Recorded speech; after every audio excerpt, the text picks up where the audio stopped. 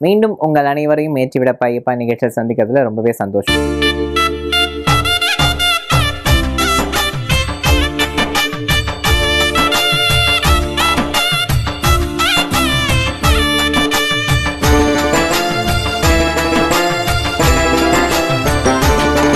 இன்றைய தினம் கலைமாமணி வீரமணி ராஜு அவர்கள் நமக்கு என்ன விஷயத்த சொல்ல போறாரு அப்படின்னு நம்ம பார்க்கலாம்.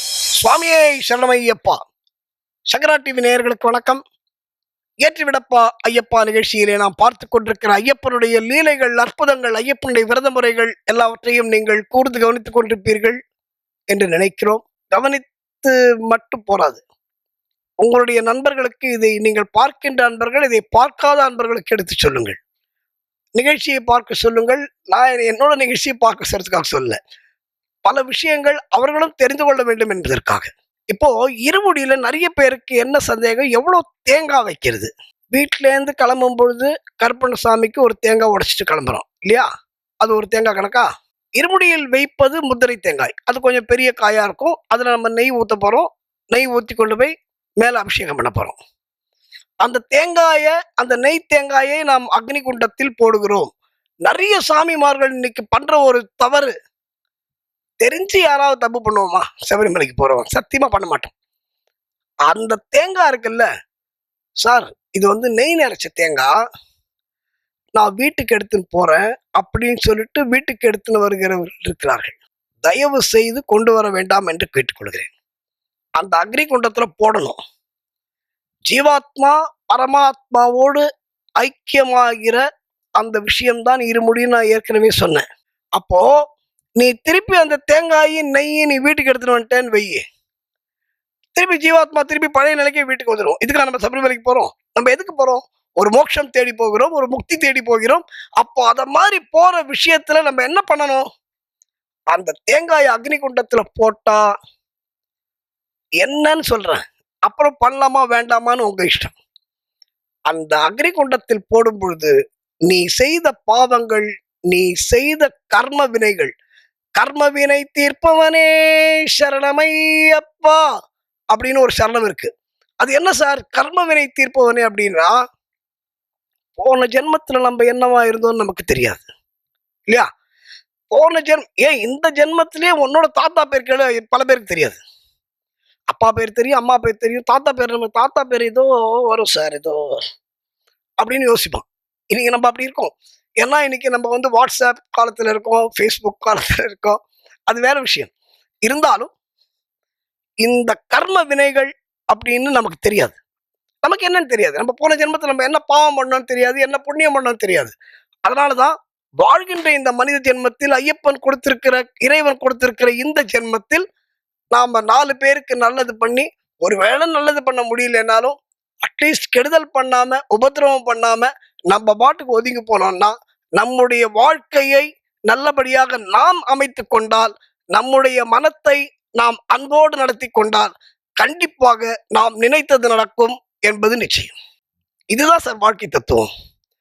இப்ப ஐயப்பன் என்ன சொன்னாரு? தத்துவமசினார். என்ன சார் தத்துவமசி அர்த்தம்? யோசிச்சு பாருங்க. நானும் நீயும் ஒண்ணுட்டார் ஐயப்பன். எவ்வளவு பெரிய ஸ்டேட்டஸ் உனக்கு ஐயப்பன் கொடுத்துருக்காரு, யோசிச்சு பாருங்க.